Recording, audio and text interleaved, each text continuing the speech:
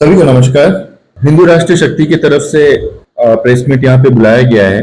हमारे एचआरएस के कामों को लेकर जो नर्स वेलफेयर एसोसिएशन जो भी बात या टिप्पणी किए हैं, उससे ऐसा लगता है कि दे आर नॉट प्रिपेयर्ड कि बोलना क्या था या दोष क्या देना था। रही बात महिलाओं का इज्जत करना, वो हम लोग करते हैं। नर्स महिला है या डायरेक्टर महिला है तो वो मेन पॉइंट नहीं है। मेन पॉइंट ये है कि हम वो पोस्ट वाले लोगों से हम क्या बात कर रहे हैं। ये हिंदू राष्ट्रीय शक्ति का एक एथिक्स है कि हमारा ऑर्गेनाइजेशन अगर बना है, हम अगर इनके मेंबर्स है तो हम अपना जिम्मेदारी सोसाइटी के लिए भरपूर निभाएंगे। आप जो बाहर में मेरे को बोले थे कि आज तो तुम लोगों को धो देंगे, तो ये सब लैंग्वेज, दुष्ट लैंग्वेज, और अगर आप इतनी जिम्मेदारी से अपना नर्सेस का ख्याल कर रहे हो, आप मुझे एक बात बताइए ना कि नर्सेस सुसाइड अटेम्प्ट क्यों कर रहा है। हम सोचे थे आप प्रेस मीट कर रहे हो कि आप नर्सेस का वेलफेयर के बारे में बोलेंगे। हम जो एलिगेशंस आप पे लगाते हैं या फिर बोलते हैं मिसबिहेव है या स्टाफ कम है, उसको आप प्रूफ करोगे कि हम जो बोल रहे हैं गलत है। हमारा कंसर्न ये है कि हम जो डिमांड रख के बात करते हैं उस मुद्दे पर, उस विषय पर डायरेक्ट आंसर क्यों नहीं आता है। लेकिन मेरा पॉइंट पर्टिकुलर नर्सेस का नहीं है, मेरा पॉइंट पूरा मैनेजमेंट सिस्टम का है। आपका वहां पे नर्सेस नहीं है मतलब ये आपका गलती नहीं है, मुझे पता है मैडम। 2 साल में अगर इतना थोड़ा बहुत चेंजेस आने का एक वो रहता है, लगता है कि हाँ ये बात करने से चेंजेस आएगा, तो क्यों ना करें मैडम। आप खुद को लोकल बोलते हो, आपको तो सबसे पहले एडमिनिस्ट्रेशन के अंदर में रह के आपको सबसे पहले ये चीज पता चला होगा या दिखा होगा। आप क्या स्टेप लिए थे वो टाइम में मैडम। एचआरएस के कोई भी मेंबर्स के ऊपर कुछ बोलने से पहले प्लीज 2 बार सोचिए। नाम हिंदू राष्ट्रीय शक्ति है, लेकिन हमारा कंसर्न सोसाइटी के हर उन लोगों के साथ में रहता है जिनका मतलब जिनको हेल्प चाहिए। कुछ एनजीओ के साथ में बैठ के अंडमान का जो भी प्रॉब्लम्स सालों साल भर बढ़ रहा है, इसको चर्चा के द्वारा ही सॉल्व किया जाएगा। और वो चर्चा सिर्फ 4 दीवारी के अंदर में आपस में बैठने से नहीं होगा। CDC common duty charge, common duty charge directors को मतलब कैसे लिमिटेड कर देता है। उनका काम वही रहेगा जो उनका पेपर में साइन करना, उनका मतलब कॉमन जो उनके टेबल में जो काम है वही करना। जो मेजर डिसीजंस है जैसे कि किसका ट्रांसफर कहां पे होगा, हमारे हर एक हॉस्पिटल्स में इक्विपमेंट्स और मटेरियल्स कितने क्वांटिटी में है, कौन कौन से हॉस्पिटल्स या कौन कौन से PSCs या CSCs में किस किस्म के डॉक्टर्स का और किस किस्म के नर्सेस का जरूरत है, कितना नर्सेस का जरूरत है, दवाई का क्वालिटी और वैलिडिटी कितना है, ये सब चेक करना डायरेक्टर का काम रहता था। पहले रिसोर्सेस कम था, लेकिन ये पॉजिटिव थिंकिंग था, देख के लिमिटेड रिसोर्स में भी एक अच्छा रिजल्ट लाने का कोशिश करता था। तो हमारा practical ground level practical problems का एक्सपीरियंस है, आपको एडमिनिस्ट्रेशन के जरिए में सॉल्व करने का तजुर्बा है, उनका रूल्स एंड रेगुलेशंस आपको पता है। क्यों ना हम लोग मिलजुल के बैठे। हम एचआरएस की तरफ से वही मुद्दा उठाते हैं सर, जिसमें ईच एंड एवरी आइलैंडर्स का राइट्स, उनका जो मजबूरियां हैं, उनका जो प्रॉब्लम्स है, उसको हम कोशिश करते हैं एक प्लेटफॉर्म के जरिए कि सही टेबल पर जाए। इसमें भी हम दुष्ट हो जाते हैं। आपका स्टाफ वहां पे फुलफिल होगा, हर एक इक्विपमेंट्स नर्सेस को जो चाहिए होता है वो होगा, और जितने बेड्स में जितने नर्स रहना है उतना ही रहेगा, ताकि उनका भी मानसिक दशा जो है संतुलन में रहे, सही रहे, ताकि उनका फ्रस्ट्रेशन गरीब पेशेंट्स या फिर कोई भी पेशेंट्स के ऊपर ना हो। आप सभी को नमस्कार। Andaman Nicobar island nurses welfare association ने अपनी स्टेटमेंट दी थी न्यूज में, निकोबार टाइम्स, उसको काउंटर मैं कर रहा हूं, और आप इनके ऊपर एक्शन जरूर लेना। मेरा ये रिक्वेस्ट आपसे रहूंगा, वो भी छानबीन कर। हमारा हिंदू राष्ट्रीय शक्ति कोविड का समय से काम कर रहा है। हमारा नाम तभी से हुआ था जब हम डेड बॉडी उठाना शुरू करे थे, जो उनका अंतिम क्रियाक्रम है रेस्पेक्टिवली हम लोग वो करे थे, तब से हम लोग लाइमलाइट में आए। जैसा अंडमान निकोबार नर्सेस एसोसिएशन ने हमारे ऊपर एलिगेशन लगाया क्योंकि उसमें उनका प्रेसिडेंट मैडम थी, उनका जनरल सेक्रेटरी थी, और एक रिटायर्ड साधना मैडम नर्स जो है वो भी थी। वो किस पोस्ट में थी ये नहीं बताया गया वो न्यूज में, वो किस पोस्ट में है एसोसिएशन की।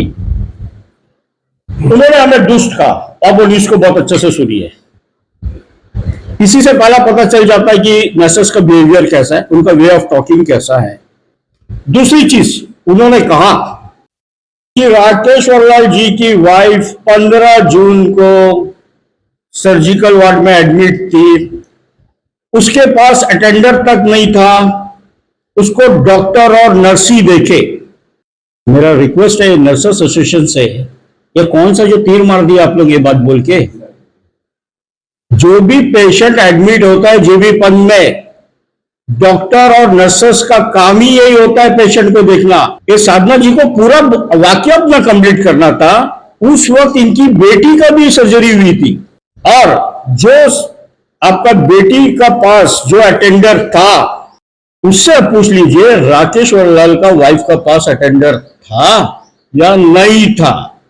जो भी अब नर्सेस वेलफेयर एसोसिएशन में पोर्टफोलियो होल्ड कर रही है, उसका इस बिहाफ में आप ऐसा कैसा एलिगेशन उठा गई, और वो भी मेरा पर्सनल लाइफ में जाकर।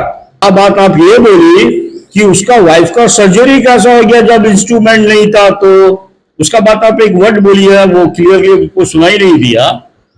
और ये काइंड इंफॉर्मेशन, कोई भी सर्जन या डॉक्टर इतना बेवकूफ नहीं है कि अगर उसका पास इंस्ट्रूमेंट नहीं रहेगा तो पेशेंट को डेट देगा सर्जरी का।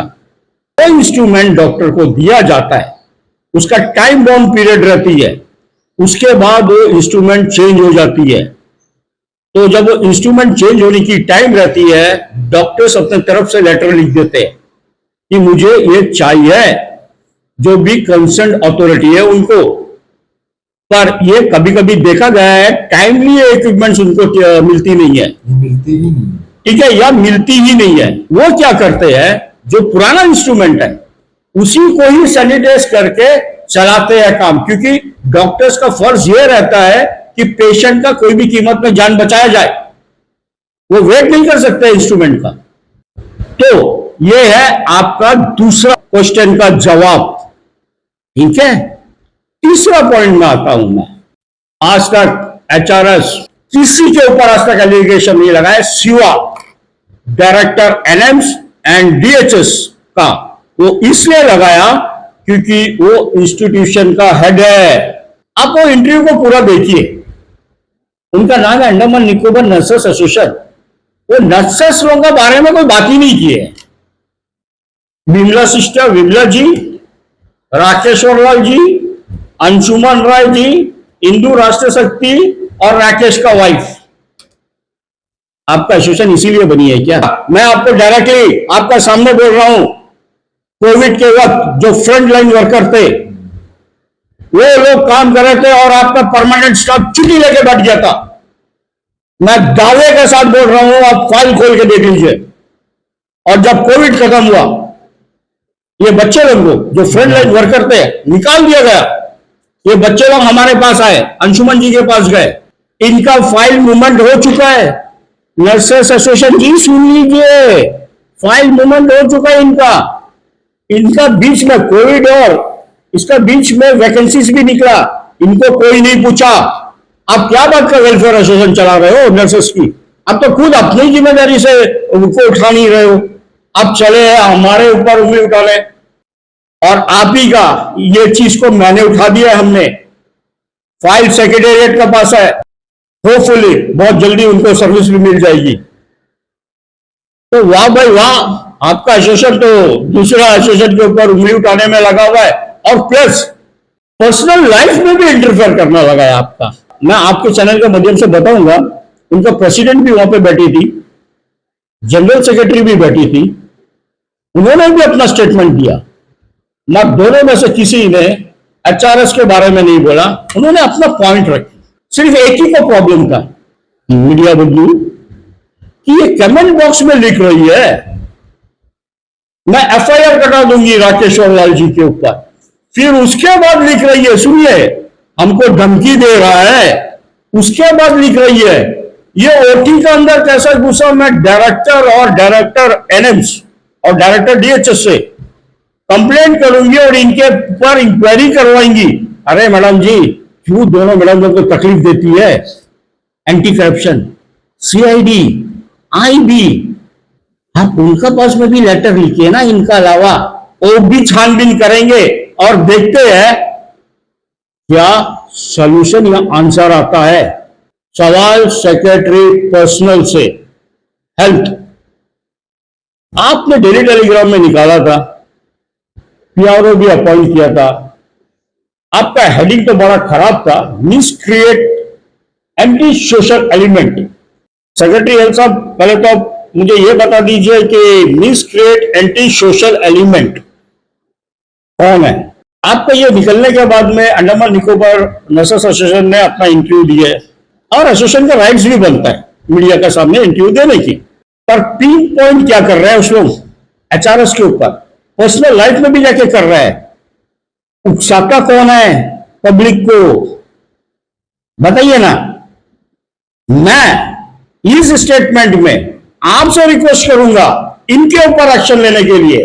हमारे टीएसजी भास्कर जी, टीएसजी फाउंडेशन और कांग्रेस के लीडर भी है कांग्रेस पार्टी का, हमारा सीपीएम के अयप्पन जी, ये दो का मैं इंटरव्यू देखा मिसक्रिएट एंटी सोशल एक्टिविटीज के हेडिंग पर, और दोनों ने बिल्कुल सही सवाल किया है कि क्या मतलब है, आप इसको क्लियर करिए, क्योंकि किसी का भी पास टाइम नहीं है। It's not a park, it's a hospital. Public अपना जो तकलीफ रहता है उसको दिखाने के लिए जाता है, वहां में कोई मिसलीड नहीं करता है।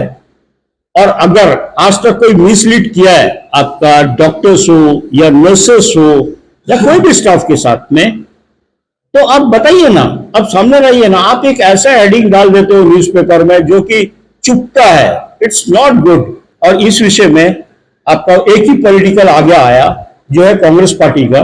मैं उसका इंटरव्यू तो नहीं देखा, मैं सुना हूं, तो मैं अगर वो एक चीज के ऊपर बोले हैं जो हेडिंग है, तो मैं तहे दिल से हिंदू राष्ट्र शक्ति की तरफ से मैं हमारे टीएसजी भास्कर जी, अयप्पन जी और कांग्रेस पार्टी को बहुत बहुत धन्यवाद दूंगा, क्योंकि आप लोग ने सही चीज पर सही सवाल उठाए हैं और ये हमारा एचआरएस की तरफ से भी अभी उठेगा। सर, वहाँ पे एक सिंपल सा एक ऑर्डर है कि यहाँ पे किसी भी प्रकार की असामाजिक गतिविधि को कहिए या किसी भी तरह का जो बदतमीजी कहिए, इसको बर्दाश्त नहीं किया जाएगा, इसके ऊपर एक्शन लिया जाएगा। मुझे नहीं समझ आ रहा है इसमें गलत क्या है। इसमें बिल्कुल कोई गलती नहीं है। बस दिस इज ऑल। आप क्यों ये सोच रहे हो कि ये आप लोगों को पॉइंट किया जा रहा है, या वो जो भीड़ वहां पे थी, जो लोग विमला जी के लिए न्याय मांग रहे थे, उनको किया जा रहा है?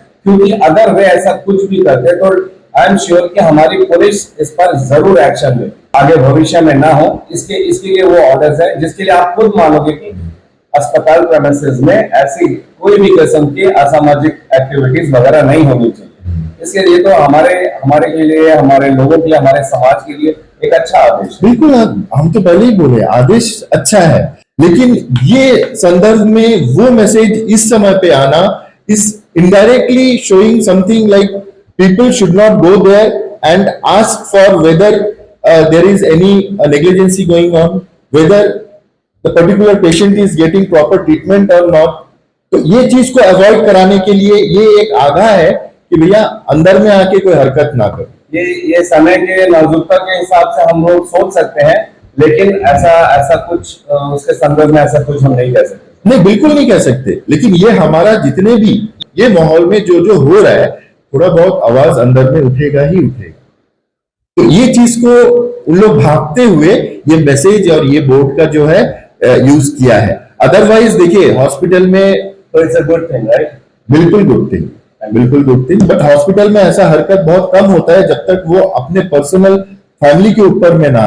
वहां पे अगर तोड़-फोड़ किया जाएगा अस्पताल प्रॉपर्टी को, सरकारी प्रॉपर्टी को, या डॉक्टर नर्सेस के ऊपर में किसी भी किस्म का अत्याचार किया जाएगा, फोर्स का इस्तेमाल किया जाएगा, तो वो तो गलत है ना सर। इस समाज में हमें चलना है तो कानून के तहत ही चलना पड़ेगा। 101%।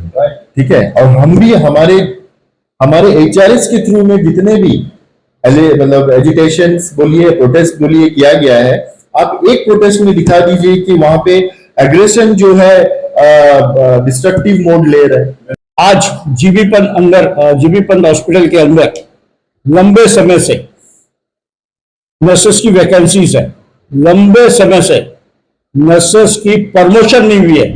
ये इशू मैंने लास्ट मेरा इंटरव्यू में उठाया था, रेस किया था। वार्ड बॉय का शॉर्टेज है। प्रज्ञा मैडम जी क्या आके बोली, we are having 550 beds.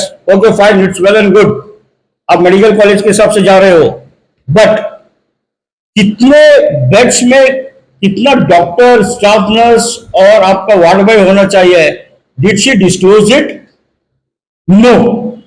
Okay, अब 550 बेड्स बोल देने से नहीं होता है। आप आज का दिन में नर्स के ऊपर पे काफी बर्डन है, वार्ड बॉय के ऊपर में काफी बर्डन है, सफाई वाले लोगों के ऊपर काफी बर्डन है। ये अपने ड्यूटी आवर्स से ज्यादा ड्यूटी कर रहे हैं क्योंकि आपको सभी पेशेंट को देखनी है। तो अगर हमने HRS ने इस इशू में अगर मुद्दा उठाया है तो क्या गलती की है? ये इशू तो नर्स वेलफेयर एसोसिएशन की थी, वो क्यों नहीं उठाया? दूसरा चीज, मैडम जी बोली है कि जो अंशुमन जी और राकेश अग्रवाल जी ने जो एलिगेशन लगाया, it's totally baseless, everything is fine. मैं फिर से दोहराता हूं, आप नर्सिंग होम जाइए, नर्सिंग होम के अंदर सब हालत ठीक है। मैंने आया था सीधा एक्सरे रूम में, फिल्म नहीं देते हैं, मोबाइल में किसी बोलते हैं। अगर जो सीनियर लोग है जिनका पास एंड्रॉइड फोन नहीं है, वो क्या करेंगे? ओके, क्या वो इसके चलते अपना आगे का इलाज कराना रोक दे? मेडिसिन में मैं उठाया था उंगली कि जो जम की जो मेडिसिन मिल रही है वो टेंडर के हिसाब से आती है, एंड वो जो लो कोट करता है उसी को मेडिसिन मिलती है। इक्विपमेंट्स के ऊपर मैं बोला, फिर से मैं दोहरा रहा हूं, मैं बोल रहा हूं, it's not at all baseless. If it is baseless, you just prove me. GB Pant का हालत जो है, ये हम लोग हर एक व्यक्ति जो है यहाँ में टाइम पास के लिए नहीं बोल रहा है, जेन्युइन प्रॉब्लम्स हो रहा है, जेन्युइन कंप्लेंट्स आ रहा है। At the end of the point मैं यही कहूंगा कि जैसा कहा कि हम डायरेक्टर, एनएम्स और DHS के ऊपर उंगली उठाते हैं, GB Pant is run by NMS plus GB Pant, ये टाई अप में चलता है। आप हटाइए ना एक को और एक ही को फुल फ्लेज पावर दे दीजिए। तो अगर वहां में कोई गलती होगा तो they are responsible for that, क्योंकि स्टाफ दोनों का है, डॉक्टर्स भी दोनों का है, नर्सेस भी दोनों की है। ये आपस में पेशेंट मार खा रहे हैं इसमें, इन सिंपल वर्ड। नमस्कार।